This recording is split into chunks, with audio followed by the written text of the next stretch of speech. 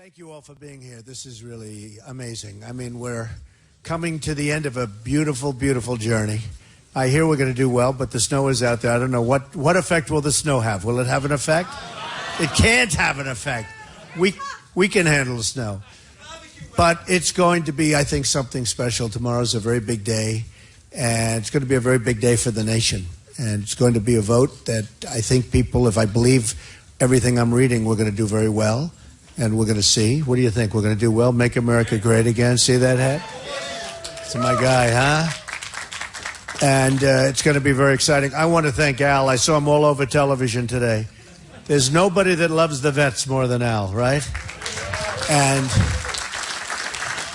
we're going to take care of the vets. We're going to take care of the vets. And Al goes to the speeches of many of the candidates, all of the candidates, essentially. And he's settled with Trump, because I know the issues, and I really know the issues. And it seems like with the vets, we almost have unanimous support because we know what to do, and we know what to... They've been so poorly treated. They've been so badly treated. So, Al, you're going to make sure I keep that perfectly, right? We're going to have a lot of fun, and we're going to take care of a lot of people. They're our greatest people, and we're not taking care of... You know, we have illegal immigrants that are taken care of better than our vets. So it's going to be something. So we're going to stop in terms of trade. We're going to stop the craziness that's going on. We're going to stop so much in terms of purchasing. You know, when our country purchases drugs, we're the largest drug purchaser in the world. I'm talking about prescription drugs, all kinds of drugs, drugs to make you better. We barely even negotiate with the drug companies. The reason we don't negotiate is because the people that I'm running against are all getting money from the drug companies. I'm the only one. I get no money from anybody. I feel a little bit like, am I foolish? In fact, I wonder, I'm self-funding my campaign. I wonder, I'm the only one on either side. And thank you. But I often wonder, does it make a difference? Because do people really know it? And I think some people do, but a lot of people don't. You know, they don't even know the difference. You know, when Woody Johnson, as an example of Johnson & Johnson, is self-funding a guy like Jeb Bush. Now, Jeb's not going anywhere. This guy's not a guy that can go anywhere. Total stiff. But now here's a guy spent $110 million, and he's just going nowhere. But Woody Johnson's the head of his campaign to raise money. And Woody Johnson's Johnson & Johnson. Then you wonder why we don't negotiate with the drug companies, okay? We're going to who? He can't win a football game. Well, he's a nice guy. Woody's actually a friend of mine. He's a nice guy. But you know, when you look at that and you see what's happening, hundreds of billions of dollars in saving if we make a favored nations clause, if we do anything, if we negotiate. That's one out of many. You have defense contractors, the same thing. You have so many. So there's so much fat in this budget. There's so much fat in the way we purchase. It's going to be a thing of beauty. We're going to do much better than even I've been saying. I'm telling you, much better than even I've been saying. So, you know, one of the things with New Hampshire, and it amazes me because you come through this idyllic setting, this beautiful with the trees and the beautiful roads winding up to the hill, like where we are right now in this little area. And I say, wow, isn't this beautiful? And yet, every time I'm with the folks from New Hampshire, and I've been here long before the political stuff because I have a lot of friends, some in this room. I've been here long before the political stuff. So I know New Hampshire very well, and I love it. I love the people. They really are amazing people. But I always hear, thank you, honey. Who said that? Who said that? Thank you. I know she's voting. Thank you, Deb. But I've always heard, and it amazes me, heroin and the drug problem. And I don't see it with New Hampshire. You know, you don't see it. But the people of New Hampshire, it's like the first question I always get is, what are you going to do about the drug problem? So who's better than me on the border? The drugs are pouring in across the southern border for the most part. Heroin and all sorts of drugs. And I'm talking countrywide. It's countrywide. But they're pouring through. And I'm going to build a wall, and you know that, and I'm going to have Mexico pay for the wall. And the reason they're going to pay, thank you, the reason, and these other guys don't even understand. You know, 6 months ago they said, what do you mean you're going to build a wall? You can't build a wall. Well, the Great Wall of China is 13,000 miles. By the way, that's a serious wall, too. It's 13,000 miles. This wall is 2,000, of which we need 1,000 because we have a lot of natural barriers, which are frankly great. But we need about 1,000 miles. So China can do 13,000, 2,000 years ago, and we can't do 1,000 today with brand new Caterpillar tractors. We don't use Komatsu. Ideally, we're using Caterpillar. So we're going to build, we're going to have a great border. We're going to have a real border. And people can come into the country, but they have to come in legally. They have to go through the process. They have to come in legally. And that border is very important. Immigration is so important. When you look at ISIS, I don't know if you heard, just before I got here, there was a big attack in Europe where they have many ISIS people in different countries attacking in Germany. I just heard it 2 seconds ago. I was actually on a show, and they interrupted me for this attack. And I said, wow, that's bad. And, you know, you got to interrupt for attack. It's an attack, but it's pretty bad. And it's ISIS. Supposedly it's ISIS. Just happened 2 minutes ago on CNN. It's ISIS, and it's a lot of people in Europe. What are we doing? We can't do this anymore. They want to let these people come in. We have no idea where they're from. You know, the migration, I have a bigger heart than anybody. But we have to be smart. We have no idea where they come from. It could be the great Trojan horse. Look at what's going on in Germany. Look at what's went on in Sweden last week. Sweden, where there's going to be a revolution. Who ever heard of this in Sweden? It never happened before. And they're having tremendous crime, tremendous problems. You know what? We have enough problems, folks. We can be nice. We'll get a safe zone. I will get the Gulf states to pay for it. I don't want to pay for it. We're tired of paying. We owe $19 trillion. Like a business. If we had a business, you'd say the same thing. I don't want to pay for it, right? We just made a deal with Iran. We gave them $150 billion, okay? I would have said, we don't have the money. Sorry, we can't do it. We don't have the money. So we're not going to do it anymore. We're not going to do it anymore. We're not going to be the stupid people anymore. We're not going to have the stupid leaders anymore. We're going to have people. We have the greatest business people in the world right here. We're going to have our great business leaders. Carl Icahn, who's one of the greats, he just endorsed me. And other people are endorsing me. They all want to endorse me. But we're going to have these great business leaders negotiate our deals with China and with Japan. Japan sends cars in here like it's candy, right? Cars, by the millions, Japan. We give them practically nothing. We've got to have balance. We've got to have fair trade. I'm a free trader, by the way, 100%. But we've got to have fair trade and smart trade. We can't lose. Last year it was $505 billion with China, one country, okay? Trade imbalance. I mean, we're losing a fortune. We can't do it. At some point, we can't do it. And we don't have the right people negotiating. We have people, and as I said, they're political hacks. We have hacks negotiating. So we're going to have great borders. We're going to have strong borders. We're going to be careful with who we let into the country. We can't allow people that are going to cause trouble. We have enough problems without more trouble. So I came in, when I announced on June 16th, I went downstairs in Trump Tower. It was like the Academy Awards with these guys, with the press. It was like the Academy Awards. And I started talking about illegal immigration, and everyone went crazy. And 2 weeks later, everybody started saying, you know, maybe Trump has a point. And then 4 weeks later, right? And then 4 weeks later, they were saying, bah, bah, bah. And then they started coming to me, and they started saying, well, we're just as tough as him. They're not. In fact, you know, Sheriff Joe from Arizona, he endorsed me last week. Sarah Palin endorsed me. Sheriff Joe endorsed me. When Sheriff Joe endorses you, you have the toughest on immigration. But what is funny, and I laughed, because even during the debate, somebody said, but over the last week or so, I've been hearing, and we're going to build a wall. I said, whoa. And my wife said it to me last week. She heard, I won't mention the name of the person, because nice guy, but he was talking about, we will build a wall at the border. And my wife came, darling, did he just say going to build a wall? First time we've heard that. So look, these are politicians, okay? I heard just Jeb Bush, who's a total lightweight. I heard Jeb Bush say before, yes, Marco Rubio is a very, very good friend of mine. I said, he's not a friend of yours. He's not a friend. He hates him. Why does he have to say he's a friend of mine? He just said it on Wolf Blitzer. I was listening. Marco is a friend of mine. He's a dear friend. This is political stuff, folks. We got to get out of it. We got to get out of it. Not friends, you know, not friends. And they lie so much. It's just incredible. We have to get away from these politicians, and we have to bring sanity to this country. And the nice part about me is that because I'm not being taken care of by the oil companies and by the drug companies and by all of the other companies and by countries, Because you have not only companies, you have companies and countries that have lobbyists. And that debate the other night, which everybody did say I won, but I won't say that. You know, when the Time Magazine did a poll. Now, I have zero influence over Time Magazine, right? So they did a poll. Almost 70% said I won the debate. And I think next was 6 or 7%. So that was pretty good.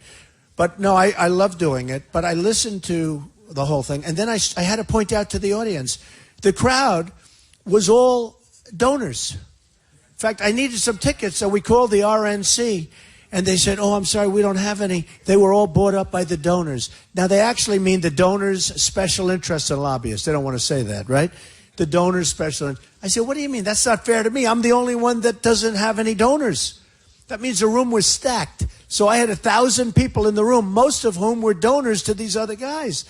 And people would say something that was like, nothing. And you'd hear clapping. That's because they're desperate to have these people elected. So it was sort of funny. But I had to point it out. Who else would point it out? I said, this room is stacked with donors.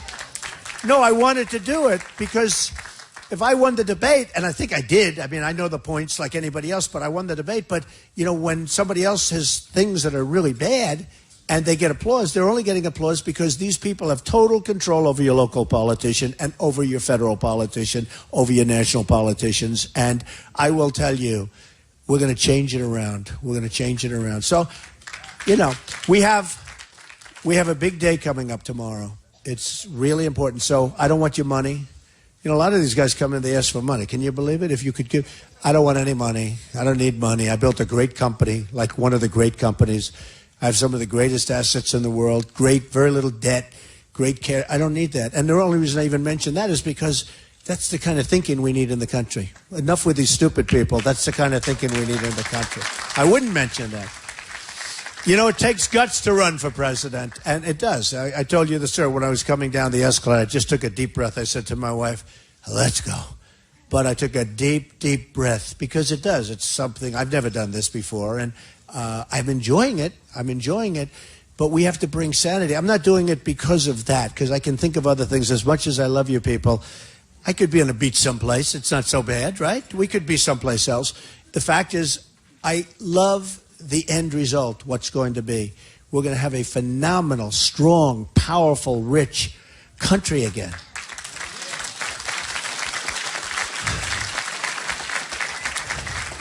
One woman came up to me, a wonderful woman. She said, Mr. Trump, I'm supporting you, and I really like you, but I don't like one thing. You say you're going to make our country rich. I say, honey, I can't help it if we don't make it rich. I see that hat. If we don't make it rich, we can't make it great. We need money. We need money. We're no different than a person. We're no different than a company. We have to be rich, and we can be rich. We're being drained by all of these devaluations and these other countries that are run by smarter people than our people. I mean, to put it mildly, they're smarter people, and also they don't have the same influence. We're influenced by all of the money. When you see these PACs, when you see a guy like Jeb, a guy who's a very average guy or less than an average guy, having all of this money where they give him $128 million to waste. And then he takes ads against me. I think he spent $25 million on negative ads on me, and my poll numbers went up. No, it's incredible. And then you see him on television. He wants to raise taxes. He doesn't like the Second Amendment. All the things that I say, exactly the opposite. I'm doing the biggest tax cut. In fact, I just talked to Larry Kudlow, the great economist, and he was saying Trump has the best tax plan. I'm doing the biggest tax cut. But then I have a politician, this guy, and he's on television saying that I want to raise taxes and I don't like the Second Amendment. I'm the strongest, you have heard me talk, I'm the strongest person on the Second Amendment that exists of these candidates, not even close. So when you hear a guy talking about he wants to do harm to the Second Amendment, I just hope people don't believe these things. These are lying people. These are lying, bad people. It's highly capable. So we are going to do something that's going to be spectacular, and you're going to be there, and this is a very special group of people, and that's why I wanted to do a do-over. Believe it or not, I couldn't get the plane in, so, I took a little heat for that, for the snow, and now it snows again. I said, there's no way I'm going to stand these. I said, I don't care if I have to come through the Yukon. There's no way. And I thought, with that, I think what we'll do is we'll take a few questions. So go ahead. Anybody have any questions? Yeah, go ahead. Sure. Go ahead. In the back. Oh, do you have a question? Yeah. Go ahead. Okay. Oh, I know that. Very powerful. First, Mr. Trump, thank you for visiting the great town of Londonderry. Thank it's you. great to have you here. Thank you. We've got a lot of economic development going on in this town, probably right. more than any other town in New Hampshire right now. But what will you do as a country to make us more economically competitive in the future? We're going to bring our jobs back. You know, I passed some of the factories, and I passed some of the old factories, some empty and some, with senior citizen housing and different housing. And the housing is all great and all the senior citizen stuff, but eventually we need jobs, okay? Not just a place to stay. We need jobs. They used to be booming, and now they're empty, or they were converted into, in many cases, senior citizen housing. We need, right now in this country, we need jobs. That's what we need. And the jobs have gone. They've gone to Mexico. And I mean, for this area, what's happened to you with Mexico, with people that don't know what they're doing with trade agreements, I mean, it's incredible. I'm going to bring the jobs back. And they'll come back here, but they're going to come back all over the country. You look at, I mean, it's important. We love the country. I want the automobile industry to come. Let them come back into Michigan. Ford's building a $2.5 billion plant in Mexico. I talk about it all the time. It's ridiculous. And then they'll sell cars and they'll sell them into this country for no tax, no nothing. What do we get out of it? How does it help us when Ford is building this plant? $2.5 billion. Think of it. It's a one-story building. $2.5 billion. You know how big this thing is? Now they're going to make thousands and millions of cars and trucks and parts. How does it help us? It's in Mexico. How does it help us that they're going to make these cars and sell many of them into the United States, along with trucks and parts? Where is it good for us? Now, you know that they closed factories in the United States in order to do this. So I went to the Wharton School of Finance. You went to your own schools. Whether you went to school or not, you don't have to. I mean, it's no good, okay? It's no good. So I told people, and I tell it all the time, I would say, folks, if you're going to go there, we're charging you tax. You want to leave us, build a plant, make cars, and sell them back, you're going to have to pay a big tax. You know what? You do that, they're not going there. They're going to stay right here, okay? 100%, they're going to stay right here. And so we're going to do things. And just, Mr. Mayor, first of all, congratulations. I hear you do a great job, so congratulations, really. But unfortunately, 99% of the country has got problems. When you hear about the 5% unemployment rate, it's sad that they can even get away with it, because the real rate could be 25. Some people think it's 42%. But you have tens of millions of people that have given up looking for a job. And honestly, I go to Dallas. I go to all these places. I have 20,000 people filling an arena. Tonight, you're all invited, by the way, over to the Verizon. You know that, right? I hope. Who's going tonight? Are you all going? I hope you're going to go. Yeah, because we're going to have an amazing event there tonight. And again, the snow, but I think we'll still have it. It'll still be a great event. It's going to be amazing. And the stock market today is down, tonight, by the way. Hold back your vote tomorrow. Tomorrow's more important than tonight. But we have to do something. We have to do something fast. Most of the country is in turmoil. And when I get these massive people, 35,000 people recently in Mobile, Alabama, and they show up, 35,000 people. When I get all of these people, that's because we don't have jobs. And the stock market today is down, by the way, almost 350 points. Is anybody getting killed in the stock market with your money? Yeah. This guy. Well, it'll come back. Let me get in. You have a conflict of interest. I'll get it up. I mean, look, we have to get it up. But the stock market is absolutely being killed. What is it? Oh, 384. Wow, that's a big hit. But that's, the stock market is the worst in its history for the first month. Worst in its history for the first period. So let's see what happens. That was our only vestige of hope, by the way, because the stock market was good, but everything else was bad. And I kept saying, don't worry, the stock market will follow. And that's what happened. Okay, how are you? Hi. Yes or no, will you return the contribution that you received from white nationalist William Daniel Johnson? Who are they? Oh, I don't know who he is. Never heard of him. Who is it? He's a white nationalist. Well, I would certainly return it if you think it's appropriate. I know nothing about him. I have? Okay, then I would return it. Don't be so angry. I don't even know who he is.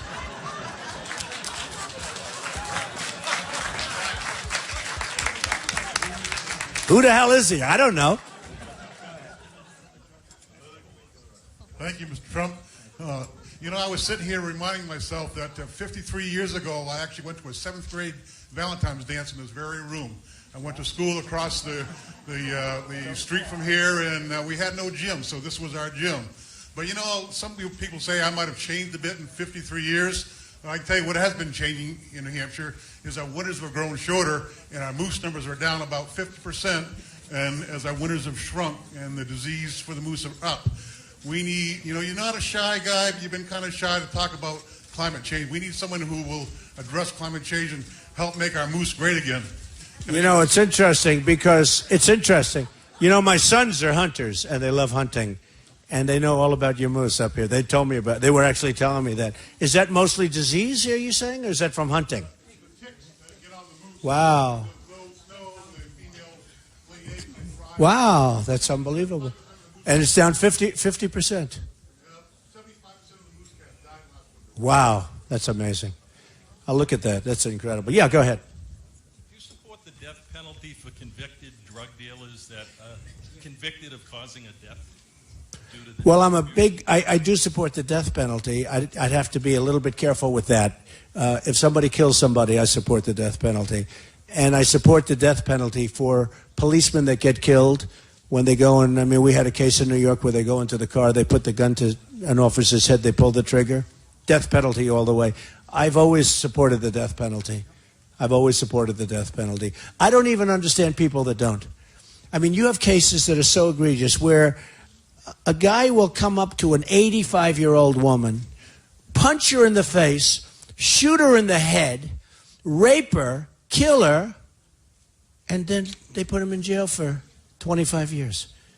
How you can even think of that? And I have friends that are good people, and they say, no, it's cruel and unusual punishment. What is that? It's like the other day during the debate, they talked about the whole thing with waterboarding. And they said to actually Ted Cruz, good guy, they were talking to him about it, and you could see he was hedging. He didn't want to get involved too much. Well, I don't know. You could see it. I understand. Because maybe they feel it's politically incorrect to talk about waterboarding. Now, waterboarding is sort of the least form of torture, if it's torture at all. Some people think it's not actually torture, but it's sort of a minimal form. But they talked to him, and he was really very tentative, to put it mildly. Then they said, well, what do you think? I said, I'm totally in favor of waterboarding.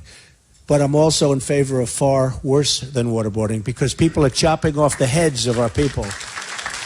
They're chopping off the heads. They're chopping off their heads.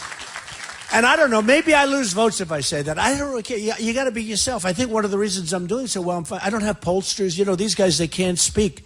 When Bush was asked a question when he first started about, is the war in Iraq good? So what do we do? I was opposed to it. And by the way, I'm a very militaristic person. Our military is going to be so big, so strong, so powerful, nobody's going to mess with us, believe me. But you got to know. And I don't want to use it. But you got to know. And they asked him, well, was the war in Iraq good or bad? I don't know. Remember that 5 days, 6 days, he gave one answer, another. He went back and forth. This is a guy who is pathetic. And then finally, the pollsters told him what to say. And he said it was bad. Of course it was bad. We spent $2 trillion. We got nothing. Thousands of lives. Wounded warriors who I love all over the place. Got nothing. And now Iran has taken over Iraq. That's the only deal they made that's better than the $150 billion. I always say the $150, that was one of the greatest deals I've ever said. The greatest deal is we gave them Iraq. And Iraq has the second largest oil reserves in the world. So Iran is doing that. Now they're taking over Yemen, not because they want Yemen. They don't want Yemen. They want Saudi Arabia. They'll go and take over Saudi Arabia. And then Saudi Arabia, we defend them for practically nothing. We have bases where we pay rent. We pay rent in Saudi Arabia. Now, I like the Saudis. The Saudis are fine. I do business with them. They're great. Why are we paying rent in Saudi Arabia? They were making $1 billion a day before the oil went down, so now they're making half, okay? We pay rent for military bases. We protect them. Why are we paying rent? They should pay a lot of money if we're going to protect them. I think it's great. South Korea, we protect. We have 28,000 soldiers in South Korea. I order thousands and thousands of televisions and all sorts of things, air conditioners. I order thousands and thousands of them. They all come through South Korea. They make a fortune. They're a behemoth.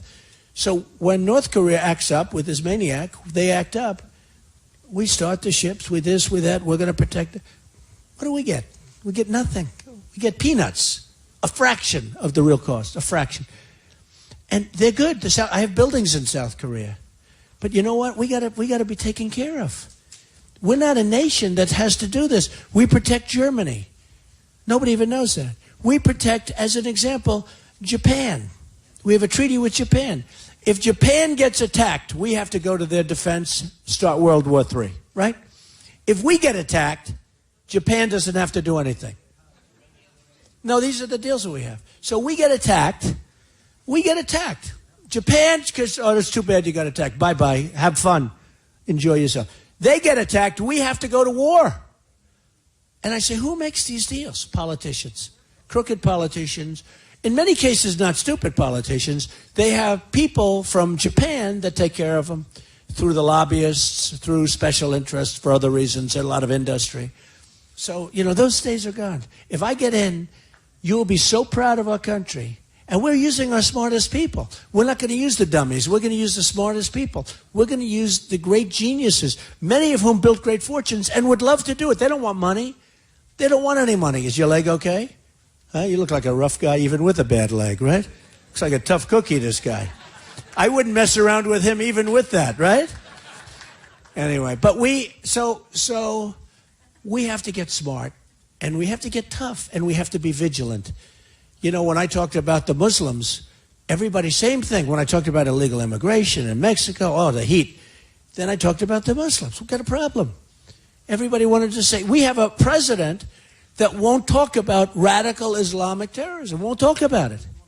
He won't mention it. I mean, when it's 100%, like in Paris, 100%. In California, the 14 people that were killed, 100%. We have a president that won't even talk about it. If you can't talk about it, you can't even use the name, you're never going to solve the problem. So when I said we have to have a moratorium, we have to have a ban until we find out what's going on, and it's temporary and all, but it's got to be a ban because there's a lot of hatred out there. I took a tremendous amount of heat, and now everyone's sort of saying Trump is right. He's right. Look at what's going on in the world. Look at Germany. Look at Sweden. Look at these places. Look at what's happening in the world. So I will tell you, we have to do what's right. And in my case, I do something that's a little different. If it's votes, I don't go to a pollster. I didn't go to a pollster and say, could you tell me how it would be if I told the truth about what's going on with radical Islamic terrorism? I didn't say to a pollster that these people, these very, in many cases, not smart people, they pay so much money. They can't function without a pollster. They can't function. Everything's polled. That's our politicians. I have much more money than them, but I don't have a pollster. I don't want a pollster. I say the truth. Most of the people in here understand what the truth is, and they get it. And many times it's probably bad for me, but I don't care. Because if it means I lose because I say the truth, I'd rather lose. Does that make sense? Yes, go ahead. My name is Stephen Slider. I'm from Conway. 15 years ago, I lost my 19-year-old son to a prescription drug overdose. And I've been fighting this fight for a long time. Talking to a lot of the so-called politicians. I heard you speak yesterday up in Plymouth. It took me 2 hours to drive down, by the way. It's beat your hour and a half. The situation is Did you like what I had to say?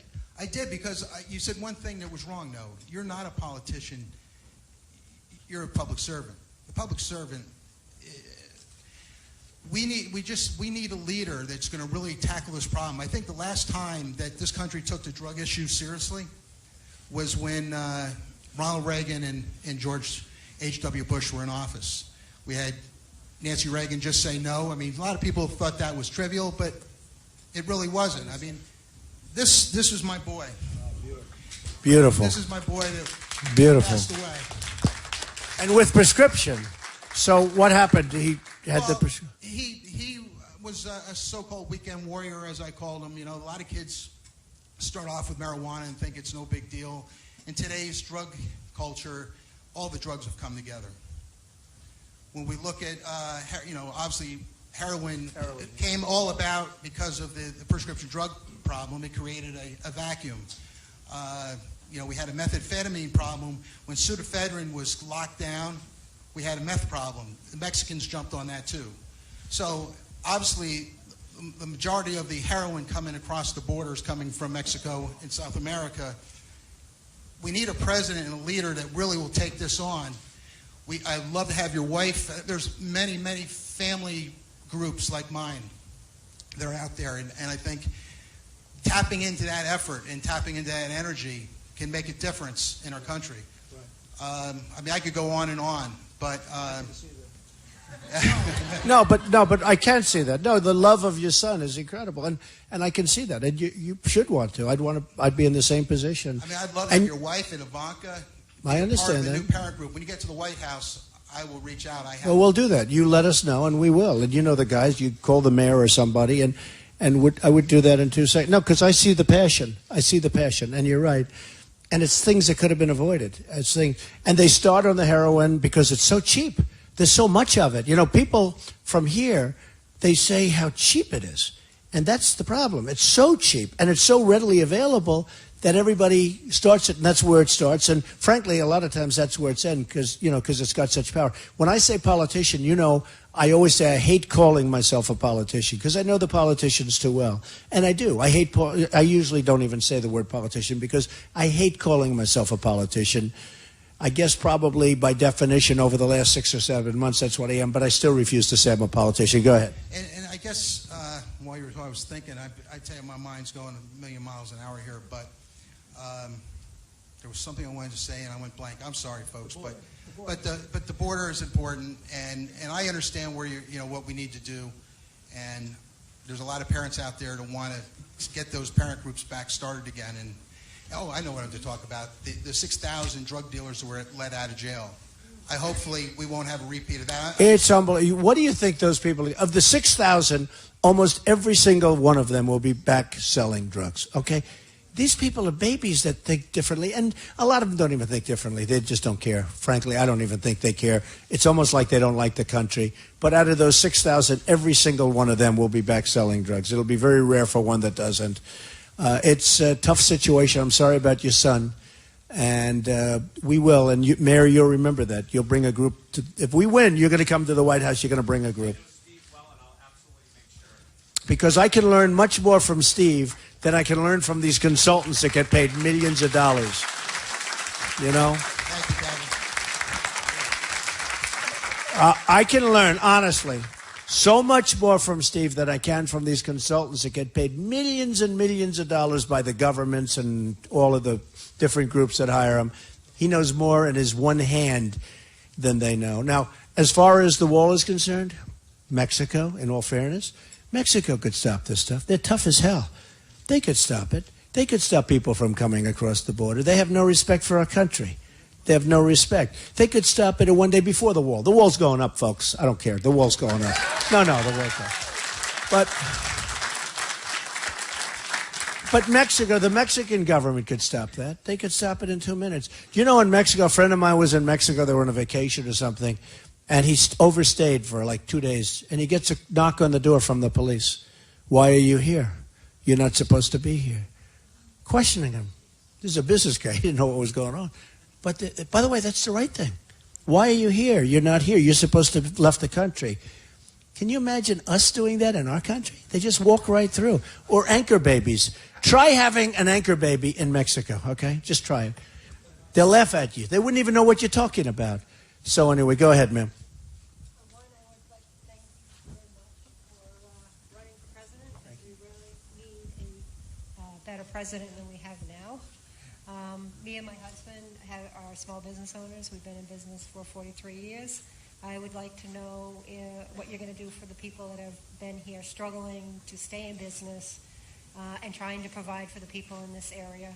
And we're at the point where we don't know how long we're going to be. Well, part of the problem you have is regulation, right? The regulations are so brutal on small businesses, and we're going to be getting rid of so many of those regulations. We're going to go back, we may go back 20 years, but they have put regulations on us, and all it does is bureaucracy. It's like Common Core. I'm totally opposed to Common Core. You have to see the Department of Education. You know, guys like Jeb Bush are totally in favor of Common Core. They want your kids educated from Washington, and they're weak on immigration. Remember, they come as an act of love. That was Jeb Bush. They come as an act of love. Give me a break. They come as an act of love, and you can't have that.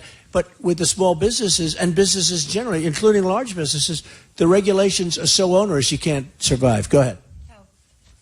The fees that the government impose on us are... The fees, that's right. But the other thing, the Common Core is a very important one for me because we hire people that can't even subtract and add and do percentages. And I have to do it myself. And they've been through the whole thing. They're college Look, students. nothing like education being locally based. I've seen it. I've watched it. I'm a big believer in education. I've had a great education. It helped me a lot.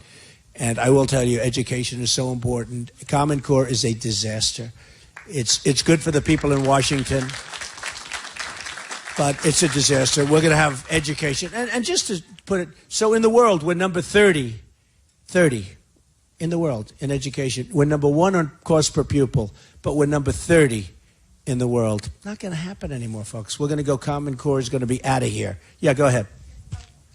I'm Ruby Wiles, and I drove 500 miles to meet you, Mr. Trump, to ask for your help in education.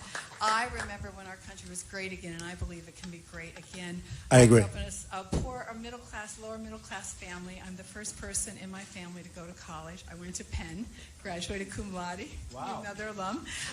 And so I went back to rural Pennsylvania, and I started a nonprofit focused on literacy and education. For 4 years, I've been giving free books away. We've given 75,000 worth of free books to kids in northwestern rural Pennsylvania, our county. But I realized we need a different kind of school, and I came here to ask for your help in raising funds to open what I call the first equal opportunity school. Darling, give me some stuff. Okay, give it to him. He'll give it to you. Okay, thank you. Thank you. Very interesting. Yes, go ahead. Okay, so for my consultant here, I understand that from 1791 to 2008, the national debt was 10 trillion, and now it's... It's going up so fast. Go ahead. Okay, it went up a lot Yeah, to put it mildly. in the last 8 years. So what It's going to go up another $2 trillion very soon because of the new budget they just approved. Go ahead. So how did this happen, and what do we do? It happened because we have incompetent politicians. It happened because we have crooked politicians. It happened because we have politicians that are getting massive campaign contributions, and they're protecting companies and countries. And with me, none of that's going to happen. Don't worry, we're going to get it down. We're going to get it down. It's called competition. I'll guarantee you, I told you the story about the drug companies. In the military, you have the same thing. In education, you have the same thing. You have the same thing everywhere. No competition. It's going to go down tremendously. It's going to go down. Okay. Okay, go ahead. Yes. What is your exact plan to stop ISIS? Plans are set.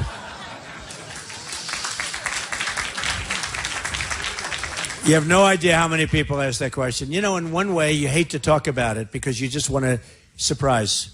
I always say unpredictable. When Obama announced that we're leaving Iraq on a certain date, the enemy said, who would tell us that? And they pulled back. You know, they don't want to die as much as people say they don't care. They do care.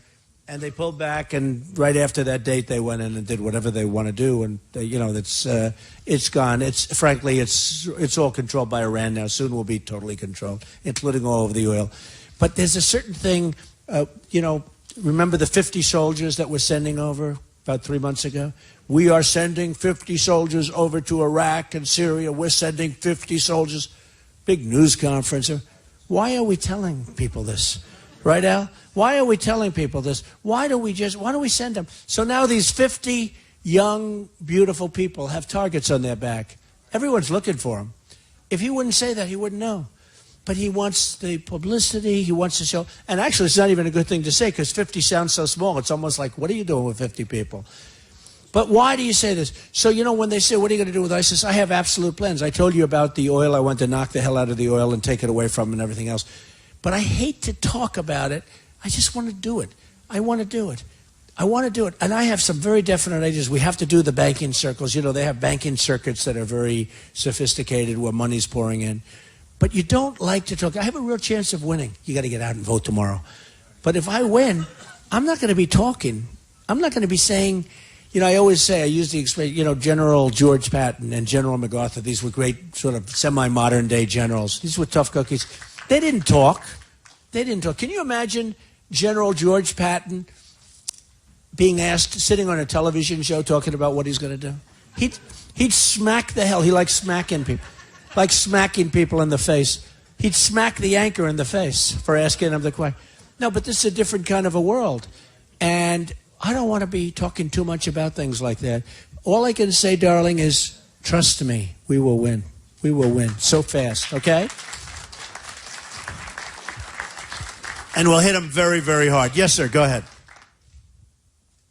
Right here. Yeah, take this.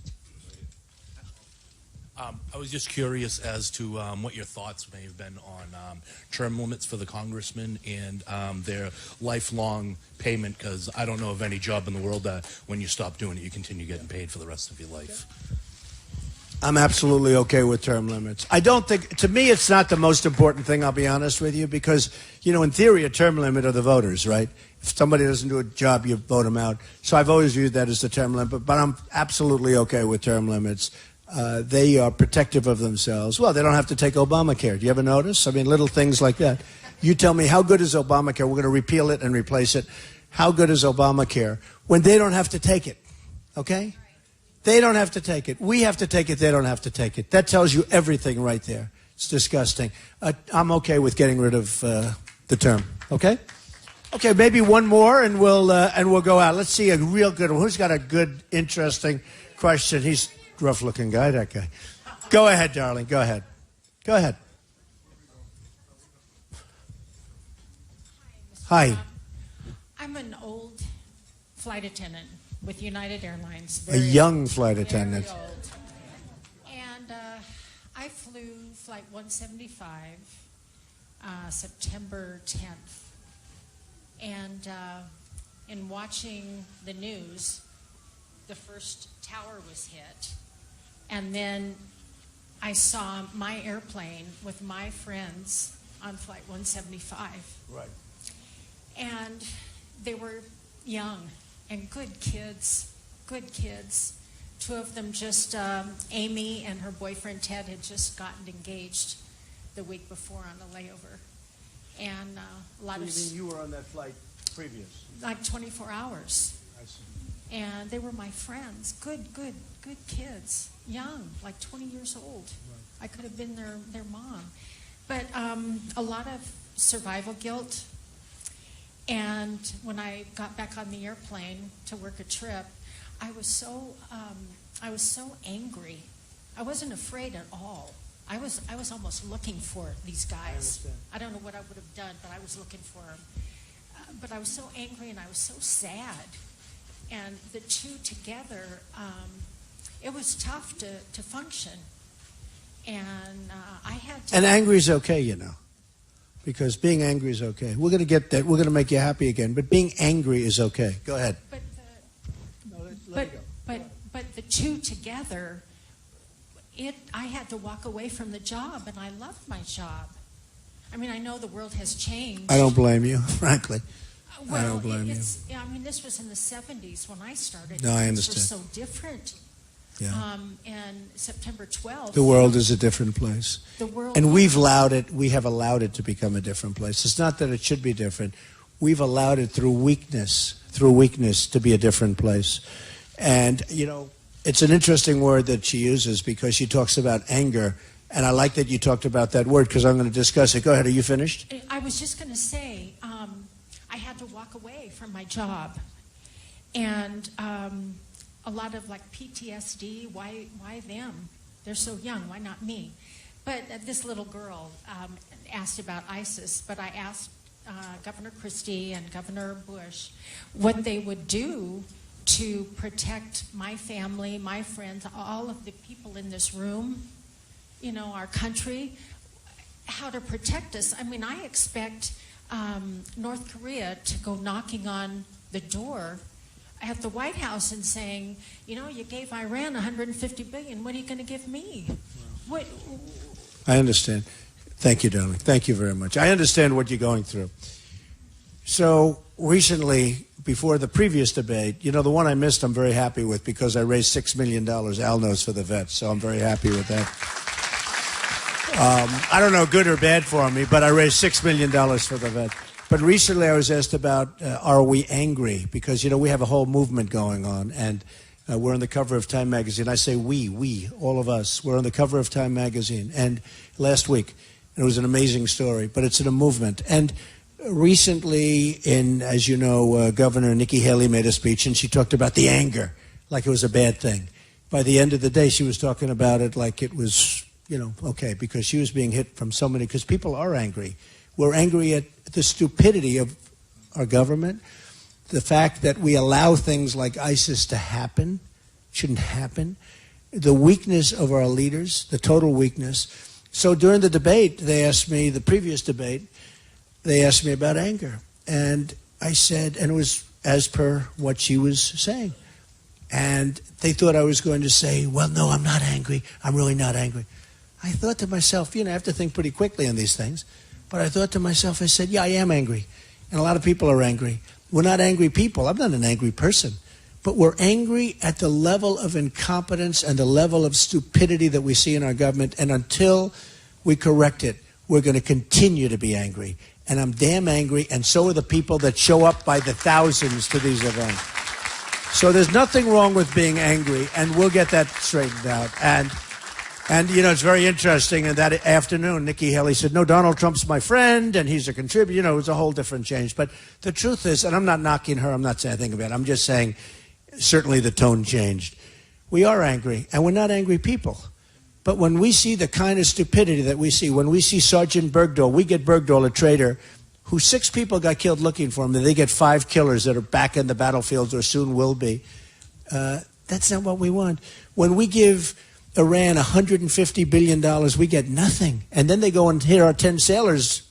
And frankly, if the money had been passed, they'd still have them. And then they take the money and they don't buy from us. And yeah, we're angry. We're angry. Hopefully we're not going to be angry for long, because we're not angry. We're not angry people. But when we see the stupidity and the incompetence, we are angry, and there's nothing wrong about being angry. I hope you're angry enough to go out and vote tomorrow, folks, okay? Thank you. Thank you, everybody. Thank you. Thank you, brother. Thank you, everybody. Oh, good. Oh, good. Oh, great, Al. Why didn't you make the presentation? Oh, good. How are you? Hi, Stuart. Nice to see you, Stuart. Great.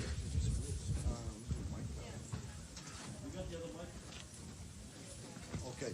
On behalf of the Donald Trump's foundation here, we are very honored that instead of doing the political thing, he once again, since the 80s, the 70s, on the history I read of Mr. Trump, he's been taking care of veterans since then, and he's still taking care of veterans, and they donated $100,000 to our homeless veteran shelter in Manchester. Thank you. Thank you. Great. Congratulations. That's good.